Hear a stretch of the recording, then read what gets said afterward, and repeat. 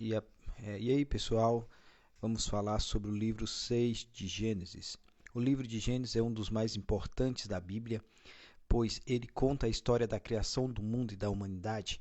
Entre os seus capítulos, o capítulo 6 é um dos mais intrigantes, pois fala da história do dilúvio, dos gigantes que habitavam a Terra naquela época.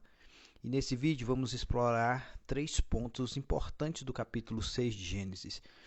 E como podemos aplicar esses ensinamentos à nossa vida.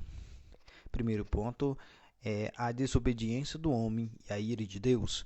No capítulo 6 de Gênesis, vemos que a humanidade havia se corrompido e se afastado de Deus, o que levou à ira do Senhor. Ele decidiu enviar um dilúvio para destruir tudo que havia na terra, exceto Noé e sua família, que era justo aos olhos de Deus. A história do dilúvio nos ensina sobre a importância da obediência a Deus e sobre a consequência do pecado. Ponto 2. Os gigantes da terra. Outro aspecto interessante do capítulo 6 de Gênesis menciona aos gigantes da terra que habitavam naquela época. Embora não tenha muitas informações sobre esses gigantes, podemos entender que eles eram seres poderosos e influentes.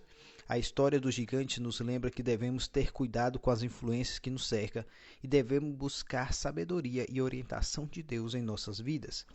No terceiro ponto, a salvação em meio ao caos. Por fim, o capítulo 6 de Gênesis nos apresenta a história de Noé, que foi escolhido por Deus para construir a arca e salvar a sua família, os animais do dilúvio. A história de Noé nos ensina sobre a importância da fé, da obediência a Deus, mesmo em meio ao caos e à destruição. Ele também nos lembra que Deus sempre oferece uma saída nas situações mais difíceis. O capítulo 6 de Gênesis é uma história complexa e cheia de ensinamentos, importante para a nossa vida. Ele nos lembra da importância da obediência a Deus, da cautela com as influências ao nosso redor e da fé e confiança em Deus, mesmo em meio a situações difíceis.